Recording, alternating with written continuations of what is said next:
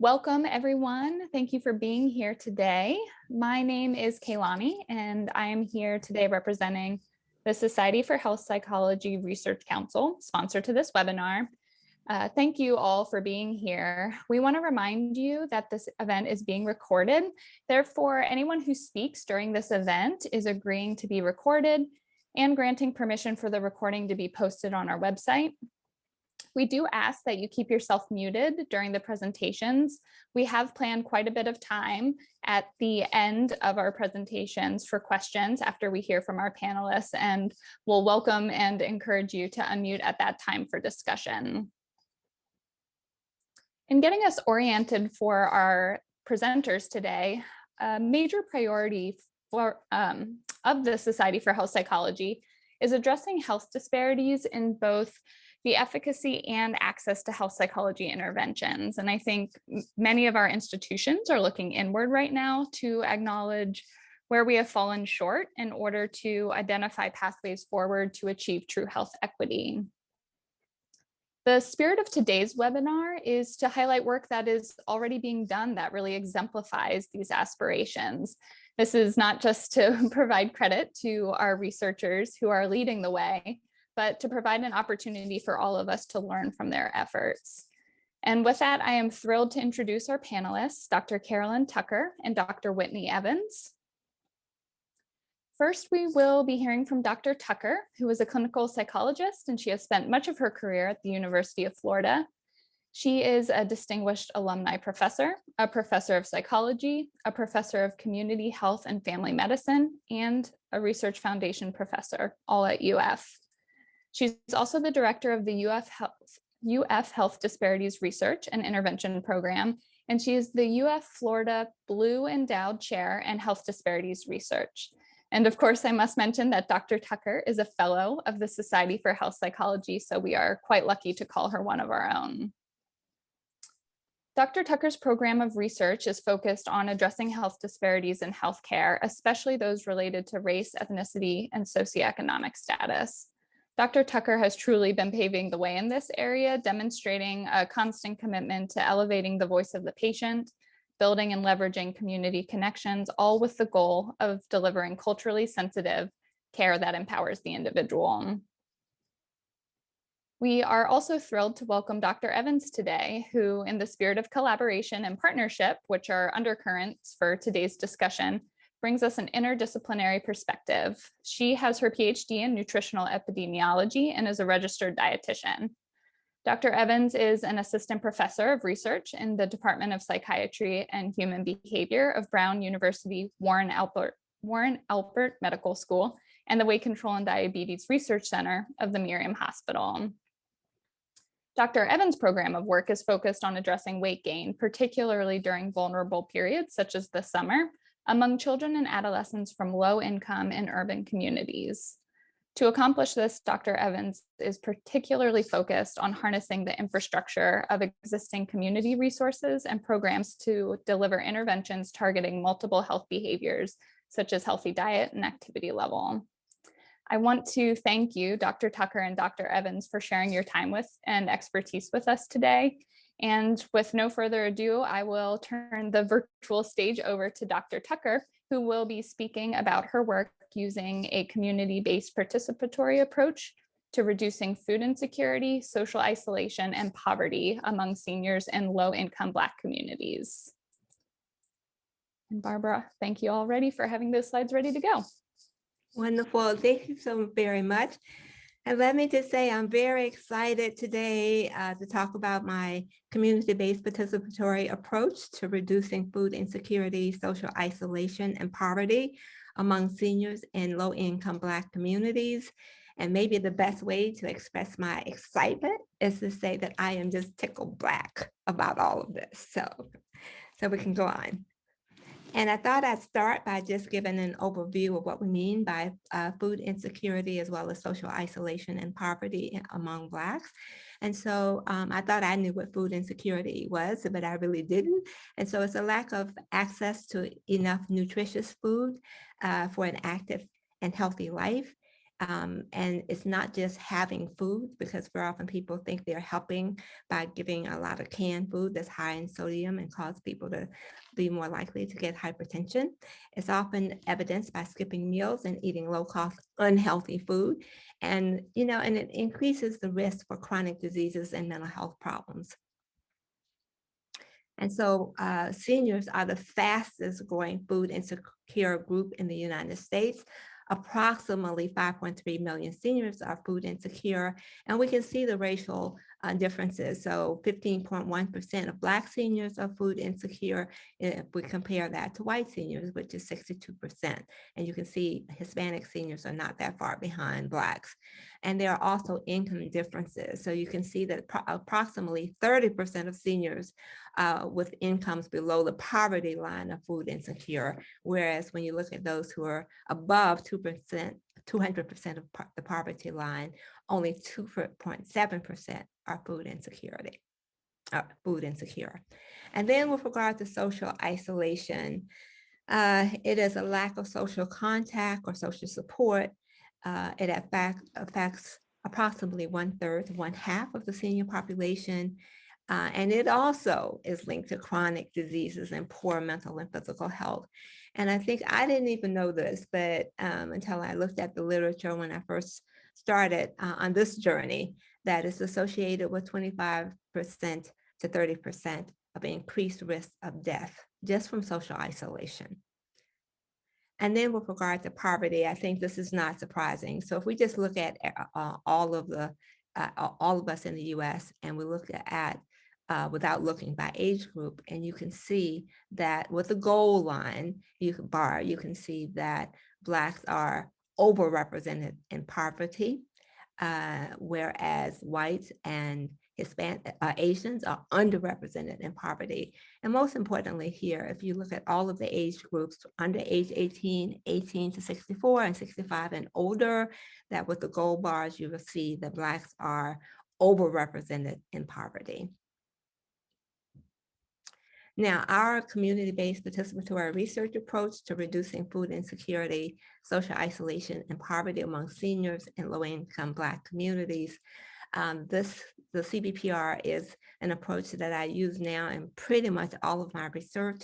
It really focuses on equity involving community members in all aspects of the study, not just recruiting participants, which is what most people ask Black folks to do. And also recognizing and valuing the unique strengths of each of the partners. So university researchers, for example, know a lot about statistics and all of that. And whereas community partners, including the community members, they're the experts on what their issues are, what their barriers are, what might motivate them to do whatever it is that we're focusing on.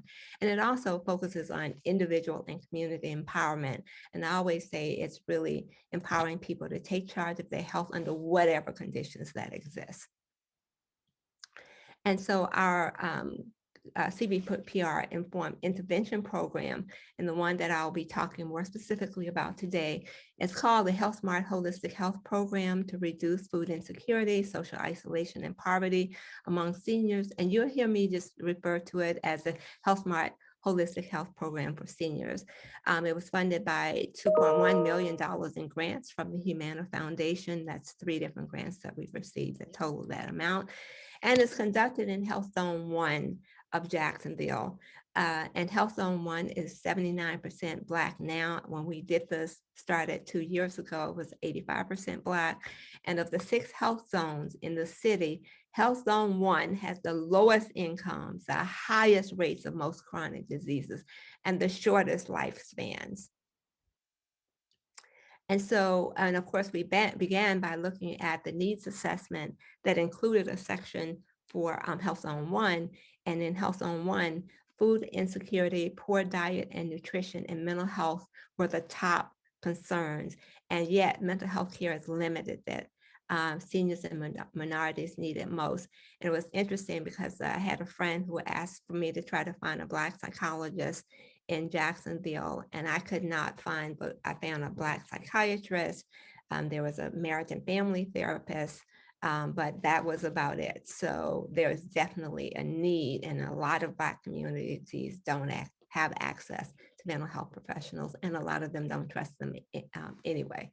So I'll say more about that. But and then also in Health Zone 1, the median annual income is $36,502. The percentage of residents below the poverty line is almost 30%. And the percentage of residents who are Black or African American was 85%. And the percentage of residents who are seniors is between 15.8 and 16.4%. And so our program is holistic. We focus on mind, body, and spirit.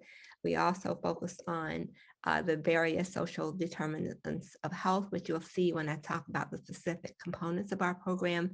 It's implemented in 20 Black churches, 4 healthcare centers, and 2 senior centers.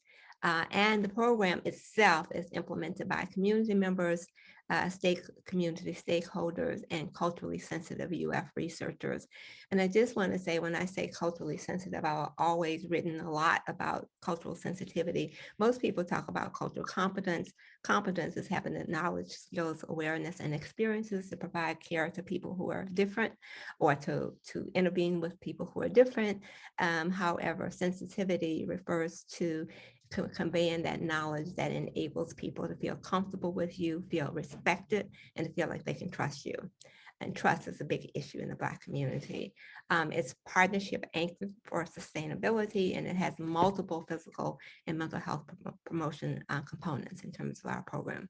And so a core component is what we call Health Smart. It's a program that I've trademarked. It's being used nationally and internationally. It's culturally sensitive, it's evidence-based, and it's been used to increase what we call health smart behaviors or health promoting behaviors. And I'll give you examples of those behaviors in just a few minutes. And it uses my published motivators of and barriers to health smart behaviors inventories. And those inventories, which we have a version for adults and for youth, what they do is allow you to customize. So you can see what are the barriers in a particular individual or a particular family or a particular community. So if you're trying to increase health, like healthy eating, you need to know what are the barriers and what might motivate folks. So you can tailor, customize. And this is anchored in my health self-empowerment theory. And that theory, if we go to the next slide. So you can see, I just wanted to give a quick visual. I'm not going to go through this in detail, but basically it says that health self-praise, health motivation, which we get to through the motivators and barriers inventory, health knowledge and responsibility. And when I say health responsibility, people say, oh, well, you're blaming the victim. No, there are things that we control. Like you can control whether you drink water or sodas, for example. Health self-efficacy and coping styles to manage stress and depression. And you can see what we call health smart behaviors, the healthy eating, physical activity, healthy getting enough sleep. And then wanted to emphasize managing stress and depression and anger, which makes Health Smart very unique. And because most of my research is on obesity, that I would develop this model specifically for obesity. And you can see that these behaviors predict weight or BMI, which influences those secondary outcomes, the blood pressure, cholesterol levels, etc. And this model has been tested, and I provided the references at the end of this presentation, so you can see the research that has provided empirical support for this model. And so, and this is just sharing the various publications that you can look up about Health Smart. And I would say the last 2 are where we as researchers implemented the programs, but all of the others were actually implemented by church members in different locations or by business folks, for example, when we did this with Florida Blue as a business. And so this is where I wanted to get to with regard to the components of the Health Smart Holistic Health Program for seniors. And so first of all, I just mentioned Health Smart. And so now we have, when COVID-19 came along, that we had to really make an adjustment. So Health Smart is now done virtual. It's in small groups of no more than 15 persons. And it's there are 9 sessions within a 4.5 week period of time. I never thought that community members would take so quickly to actually, the sessions are done via Zoom, that they would actually pretty quickly adapt to that. And so what's novel here is that the program is we train health empowerment coaches who are community members to actually implement the program, but we also train community members to actually collect the data to administer the questionnaires for Health Smart to evaluate its impact.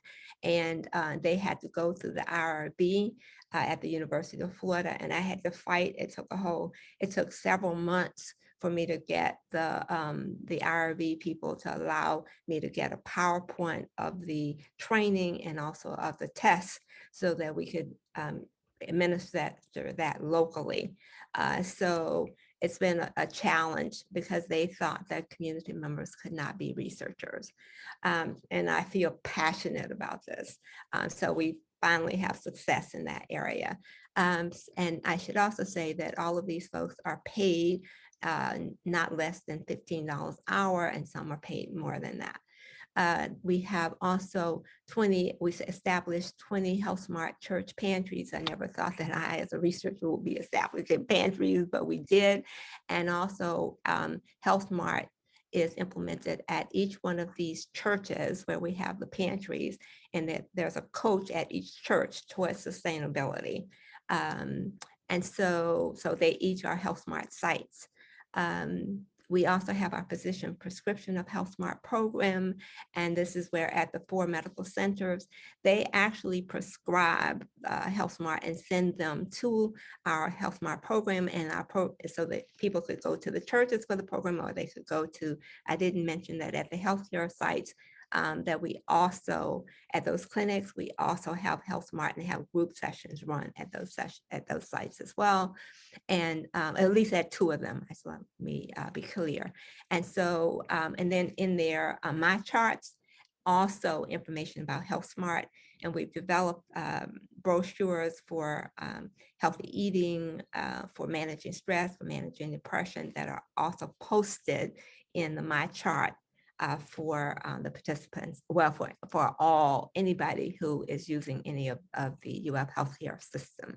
And then we have the pastoral mental health coach training program. I really wish I could talk more about that, but it's basically to address the fact that we don't have enough psychologists or counselors. So I actually train pastors to implement support groups. So they're not doing therapy. So they implement a stress management support group, an anger management, a depression management support group. I have a training manual. They know exactly what to cover. And then when they implement it with people in their churches and in their communities, and those persons who are in those support groups provide feedback on how well the pastor did, but also how the program has impacted their lives. And then we have what I'm so thrilled and excited about is our social connection, food security, and mental and physical health promotion app. And and you can see in one of the pictures, you see students and community members that we actually trained them on how to use the app and how to use their smartphones. And that the app, what's novel about it is not only do the participants in Health Smart chat with each other, but we now have it open so that everybody in Jacksonville can ask their mental health questions and their physical health questions. And we have a panel of experts to answer those questions. And then we have our Health Smart Corner Store and Mobile Farmers Market. And at this corner store, we actually provide healthy foods. It's just a plain mini-mart store, but we brought in fruits and vegetables from local farmers and sell those at a low cost, with the understanding that after 3 months that the owners of the store would actually purchase their food. We provided them food to sell for 3 months. And then the Mobile Farmers Market, you can see a picture of the green truck there. We got that to come to all of our sites, and it's just like a food store. You go in, but we also have a nutritionist there to help people to make healthy selections. Our job training and placement program, and that is for the members of the families of seniors. We actually have been working on finding jobs for them, and that's part of the economic empowerment. And then the Transportation Policy Change Alliance, which we're really excited about. So we have 8 community members. We did a survey and had them to evaluate the transportation. And the reason we developed this was that in Health Zone 1, if you went to the food market and you took the bus, you had to take a bus to get to the food market, it would take you 5 hours to get back to your house because of the anti-Black racism that had to do with how the transportation is set up in Jacksonville.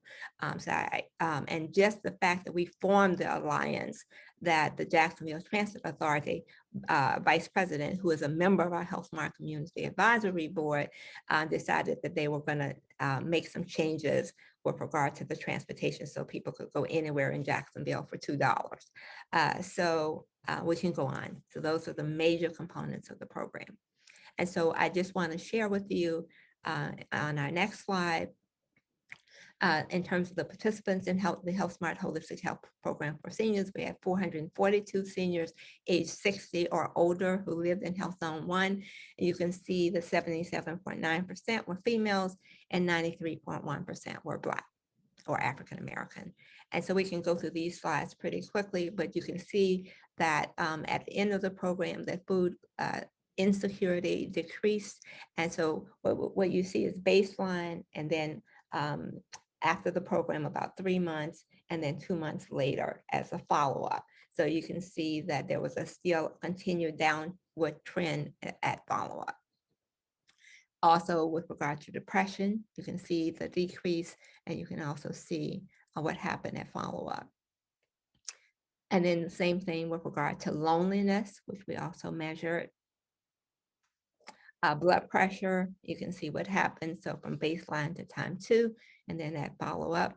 And so I just wanted to end with saying by my grandfather. So I'm saying that implementing the Health Smart Holistic Health Program, it has not been easy. However, as my grandfather has always said to me, anything worth doing ain't easy. And as far as I'm concerned, that addressing food insecurity, social isolation, and poverty in Black communities is certainly worth doing.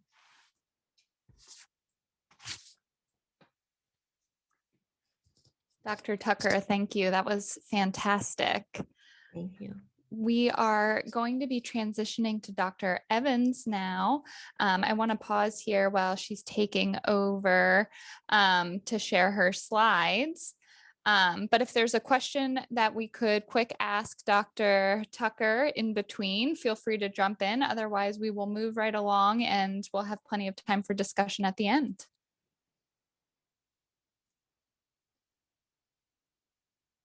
Dr. Evans, take it away. Hey. All right, so first I just want to thank Kaylani and the Society for Health Psychology for providing me the opportunity to speak with you today and share some of my research. After listening to Dr. Tucker present, I think our approaches are very complementary in terms of sort of introducing the panel, or excuse me, all of you attendees to the different approaches to community research.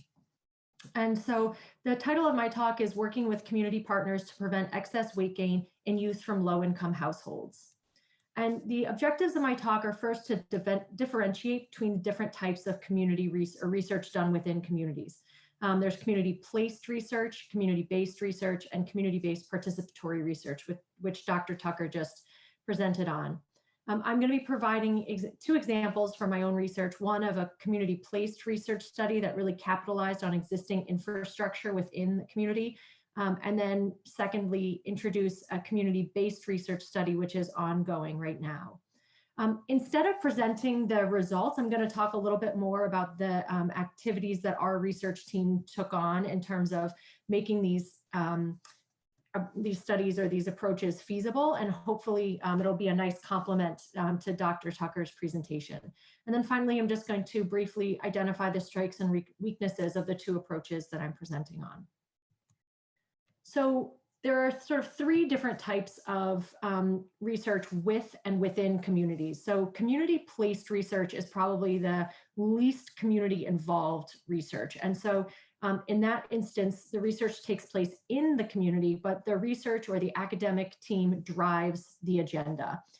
Community members are not active participants in this research process, so they don't necessarily take part in the needs assessment, the planning, the intervention design, the grant funding, et cetera, but the intervention itself takes place in the community. And then there's community-based research. And this is research with the community. So it takes place in the community and community members participate in the research process. And then finally, there's community-based participatory research, which is which was exemplified in Dr. Tucker's study, in which there are collaborative interventions that involve both scientific researchers and community members, in which they collaborate on all aspects of the project. So I'm going to start by providing an example of a community-placed study. So this study is entitled Preventing Excess Summer Weight Gain in Youth from Low-Income Communities. And this was a pilot randomized control trial that took place in summers of 2017 and 2018. And it was designed to test what's called the structured day hypothesis. And this is a theory in which evidence suggests that obesogenic behaviors are less regulated or less well regulated in the absence of structure. And so when we think about the context of the school year versus the summer, the school year is structured and it's anchored both in the morning and the end of the day by the school day. And so in families from low-income settings where camp and other summer structured environments are not available for financial reasons or access barriers, the summertime presents a great challenge, not only for those obesogenic behaviors, but also for food insecurity, because a lot of the safety nets that are in place during the school year are lost. And this has been really exemplified during the pandemic, as you look at all the food insecurity rates and the fact that they've nearly tripled over the last year, especially as schools have not been open for school breakfast, school lunch, and now even the USDA supper program. So we randomized children ages 6 to 12 years from 2 low-income Rhode Island communities to either attend summer camp, in which the research team paid for them to attend a community-based summer camp, or to experience summer as their parents otherwise had planned. And so the needs assessment in this study was really done by the research team. So we looked at the evidence that existed to support that excess summer weight gain is a real factor, and that it disproportionately affects children with existing overweight and obesity, as shown in the figure to the left, and that it especially impacts low-income communities. And we sought out funding. This was the focus of my K01 award from the NIDDK, and then I also received funding from a foundation at Brown to cover part of the research as well. So instead of providing summer camp ourselves, we partnered with the Boys and Girls Club in 2 different communities in Rhode Island, both Newport and Providence. And those camps were providing an ongoing summer camp, or excuse me, those clubs were providing an ongoing summer camp. In 2017, 7 weeks of camp were offered to participants, and in 2018, 8 weeks were offered. And the discrepancy there is just due to the fact that in 2017, there were so many additional snow days that the school year extended into that first week of camp. And as I said earlier, the research study paid for participants to attend. So the first takeaway from this community-placed approach is that we capitalized on an existing community infrastructure where access, primarily cost, was the biggest barrier for engagement. But again, keep in mind, we identified this need for kids to have structure in the summer without going to the community and asking them, do you want your children to be in camp? Do you see the summer as a challenging time for you? And really trying to understand what communities, the parents and the children wanted for their summers. So in terms of recruitment, we did all of our recruiting in the community. So all of our participants were recruited via mailing, via email blasts, social media, and then in-person recruitment in partnership with community-based organizations. So in the first community, we worked very closely with the Housing Authority, with the Public School Department, and with the Boys and Girls Club. And in the second community, we worked very closely again with housing, public schools, with a Latino-based organization called Progreso Latino, with church communities, and then we attended several community events. And so the takeaway here is that if you're not going to do community-based research or community-based participatory research, really try to partner with organizations that serve the families that you want to recruit into your study or the individuals, but also get out into the community, volunteer your time, understand what the community needs are, and try to address them in some way. We went to a Touch a Truck event. Actually, we went to multiple Touch a Truck events where we were out there passing out water to the families and trying to give them, some information about our study and the opportunity to participate. But again, this was all community placed. So then in terms of the evaluation of the study, this was all driven by the research team. We had all of our study assessments take place in the community to reduce the barriers that participants would otherwise face in having to come to our research setting. And we did that to reduce or remove barriers to participation. But again, that was to sort of serve our own agenda and to be able to get the data for pre and post study assessments. And so in terms of the dissemination of these two pilot randomized control trials, we have the data that are published in 2 publications in peer-reviewed journals. I've presented the findings at TOS. I've submitted an R01 based on the findings, but there really wasn't any community involvement to ensure that the access to the Boys and Girls Club camps lived on beyond the study. And I think that is the biggest frustration of most communities when you do community-placed research, and that being when you come into the community, you identify a problem, you bring in a solution that's funded by a grant, and then when that grant ends, the solution, whether it worked or not, goes with the grant.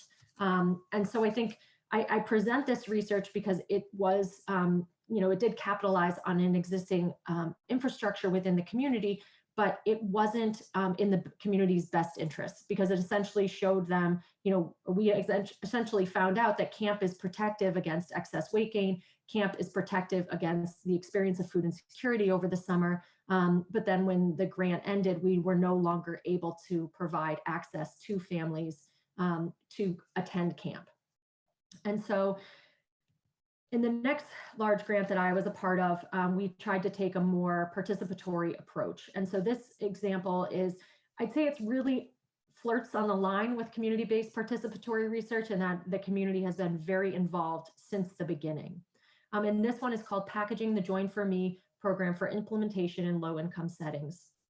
And this is funded through a grant from the CDC, and that's the Childhood Obesity Research Demonstration Projects. And this is the 3rd iteration of that funding. The PI is Elisa Jalalian, who is a colleague of Kaylani's and mine at Brown, and I'm a co-investigator on the grant. And the objective of this study was to adapt an existing or evidence-based intervention, to test that revised intervention, and then to package it so that it would be available for life after the grant. And by package, I mean basically put together everything a community organization would need to deliver the intervention post the life of the research study. So this was really community-based, and as I said, really flirts on the line with community-based participatory research, in that we chose 3 Rhode Island communities with both a high prevalence of childhood obesity and a high prevalence of low-income households. So in Rhode Island, we have what are called the core cities, and those are the 4 cities in the state that have the highest rate of poverty. And we chose to work in 3 of them based on our relationships with individuals and community organizations. And those 3 communities were Woonsocket, Central Falls, and Providence. And prior to writing the grant, we identified a community partner in each community and invited them to participate in the research project and to provide insight into how we designed the grant. In one community, we partnered with a federally qualified health center. And then in the other 2 communities, we partnered with the housing authorities. And so in terms of the study design, in the first phase of the study, which just was completed this fall, we really refined the intervention. And to do that, we first engaged the community by putting together a community advisory board made up of key stakeholders within the community. We conducted stakeholder interviews with 12 leaders across the 3 communities. We conducted focus groups with caregivers and children who were from families living in the 3 communities. And then we took all of those data and refined the intervention. So again, this was an evidence-based intervention, but that one that had not been tested for children specifically living in low-income communities. And so we refined it based on the feedback we received. And now in phase 2 of the study, we are conducting the implementation study. So we're currently, we're actually kicking off the intervention next week. We've recruited our first cohort, and we'll be continuing to recruit participants, delivering the intervention, and then testing the success or the effectiveness of this refined intervention. And then phase 3 will be that whole implementation package that would allow the grant to, allow the program, the Join for Me program, to live on, to be delivered or offered in community-based organizations beyond the life of this 5-year grant. So phase 1, as I said, was really this formative evaluation period. And it really has been an interesting process because we chose to deliver the program in the community. And we did that by partnering right out of the gates with the housing authorities and the federally qualified health center. And we did so to remove any barriers to access right out of the gate. But there are still several barriers that families face in terms of accessing behavioral weight management programs, especially effective ones. And so the focus groups and the key stakeholder interviews were really designed to get feedback from families, from stakeholders, and from children to really understand, what they would want to see in an intervention, how they would want it delivered, what resources they would need to successfully participate. We had them look at the curriculum and provide feedback on the looks of the characters portrayed in the curriculum, the types of foods that we were recommending, the level of literacy that was in the curriculum as it stood. And then we completely overhauled the curriculum, working with a nutrition communications expert up at Tufts in Boston. We worked with illustrators to redo all of the artwork in the curriculum, and we had the curriculum evaluated for reading level to make sure that it was below 5th grade reading level.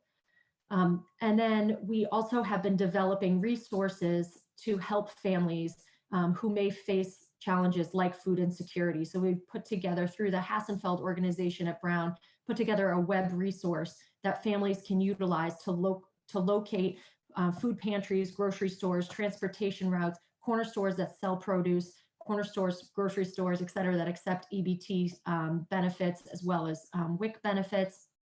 And we've provided all the families with MiFis and tablets so that they can not only utilize that resource, but that so they can receive all study benefits and not face any barriers with respect to Wi-Fi access.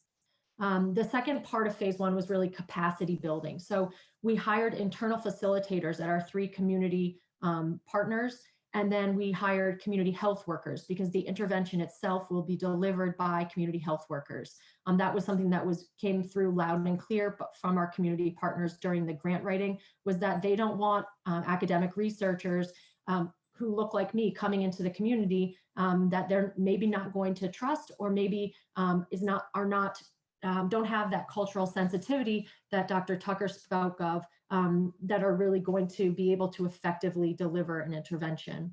And then again, as I said earlier, we built the community advisory board. And I think Dr. Tucker hit the nail on the head when she said that hard work isn't easy.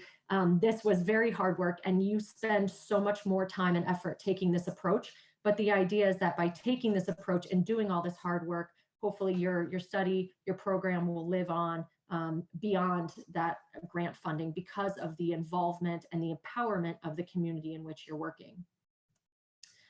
So this is just an example of an image that we had created for our revised curriculum. We made the curriculum more culturally relevant with respect to recipes, the food examples that were provided. We made it easier to read and engage with and more appealing. We're providing the intervention remotely as we more in response to the COVID-19 pandemic, but also because we heard that message loud and clear from families that even getting down to the housing authority or the federally qualified health center in their neighborhood could be a barrier for them, especially in single parent households. And so we helped to overcome, hopefully, that challenge by providing families with tablets and MiFi access. And then again, we developed those resources. We are incentivizing families for attending group sessions, and then are developing this web-based resource to help families identify both food resources as well as physical activity resources in their community that they can take advantage of. And then again, now in phase 2, we're just testing to see whether or not this revised intervention, both through the curriculum and the intervention delivery design, has the same effect that the original program had. And we're doing the intervention in the community, delivered by community health workers, and having all of our study assessment visits take place at community sites. So I think I've really hopefully pointed out the strengths and weaknesses of both designs as I went through. But I think the piece to really take away is that involving the community may take more work. It may slow you down. It may require greater collaboration and make you refine your communication skills and learn things about yourself that perhaps you're not comfortable with or proud of learning. But it is a much more rewarding approach in the long run, because you can see the benefits in greater attendance and greater participation, and in much easier recruitment, because people know what you're doing and they're more apt to participate. So I'm going to end there and hopefully leave some time for questions.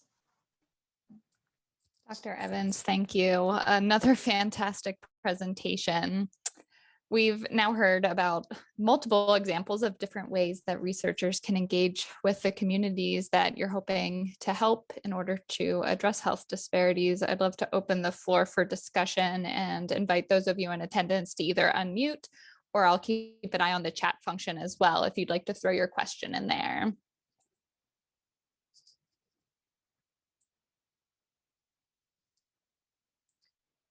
I'll jump in with a question to get us started. You both spoke to this process of building relationships with the partners, building partnerships in the communities you were working.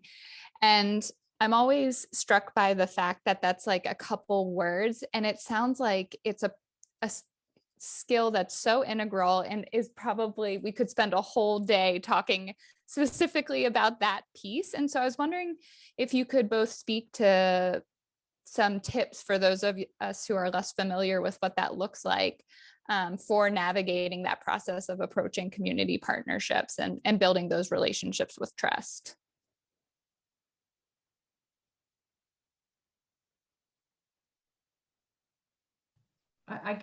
Dr. Tucker, do you want to go first, or?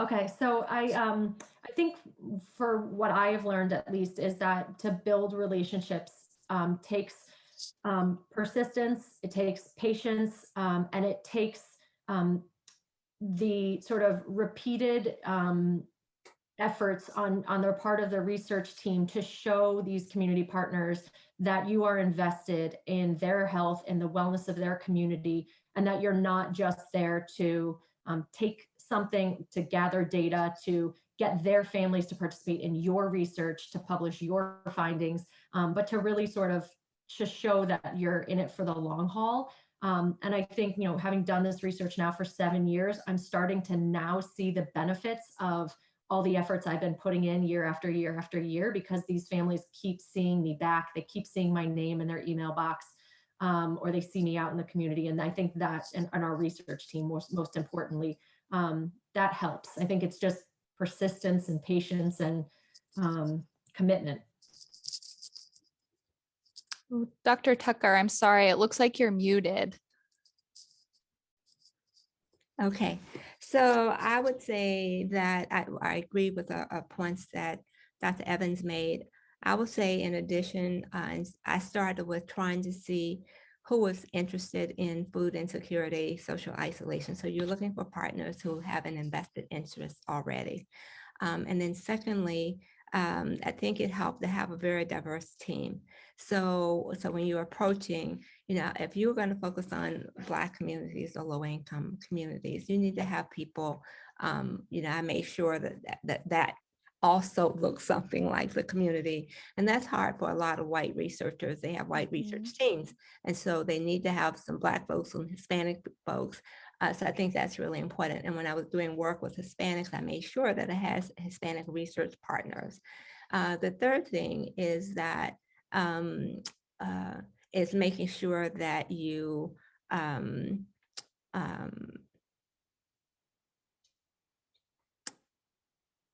oh, forgot my thought. Something I wanted to say that's really very important. And looking at two things, looking at partners who will do offer sustainability. So churches for Black communities. So you know how I talked about trust and comfort and respect. So churches are usually organizations that are very respected and they're long-term. So I made sure that we had churches on board as being partners with us. The other groups that generally are seen as valued are, health centers, community health centers.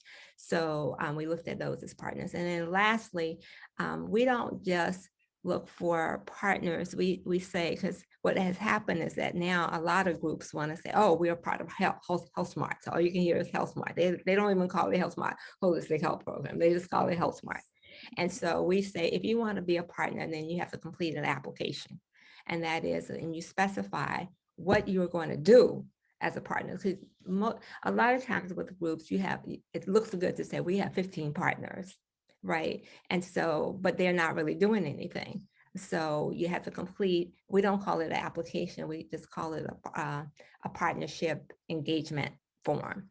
And then they list out exactly who they are and what they are going to contribute, right? And so, but again, I think the issue in terms of not who might be just good partners, but who do you want to have as partners? Who do you think the community is going to trust? And for us, those were churches and health, community-based health centers.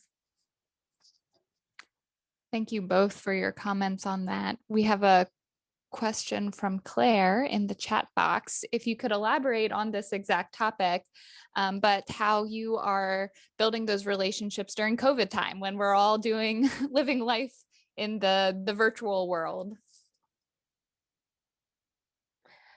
So I think I mentioned that, we moved from Health Mart being delivered in person to it being delivered virtually. And so that required, and the same thing with regard to, our churches, our clinics. So for the clinics, we actually had to move to doing that virtual, and it's nice that we are able to use their My Charts in terms of, disseminating information. The other part is that another reason that we went virtual with regard to the sessions that people come on board and do. And then when I mentioned the app, again, that's another strategy. And it was nice when you were talking, Dr. Evans, about, I think you mentioned something about information about where the pantries are. So what we have on the app is where all of the pantries are, where all of the mental health services are. So again, being able to provide information, but I think and that's not easy because you still have, and I have a big project that I just launched in January, looking at underutilization of telehealth and traditional healthcare by Blacks. So the group that I'm looking at is not so easy, right? When we're talking about going virtual or how we're dealing with COVID-19. At all of our medical clinics, the participation is significantly down by about 30 to 40%. So Black folks, particularly seniors, are not coming in. So it's really forcing us. And so now we had to partner with some of the technology companies so that they are now doing some of the training of our participants and others in the community to be able to use, telehealth, to be able to use apps, to be able to do all of that. Thank you. Dr. Evans, do you have anything you want to add to that discussion?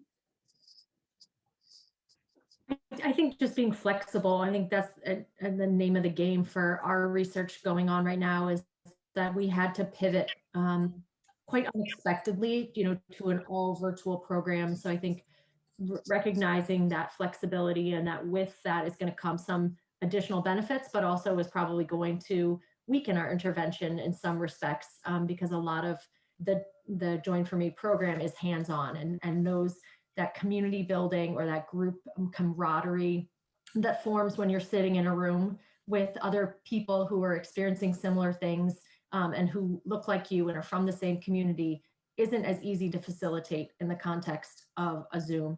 And so I think just, being patient with everything during COVID-19, but how that translates to building new relationships with community partners.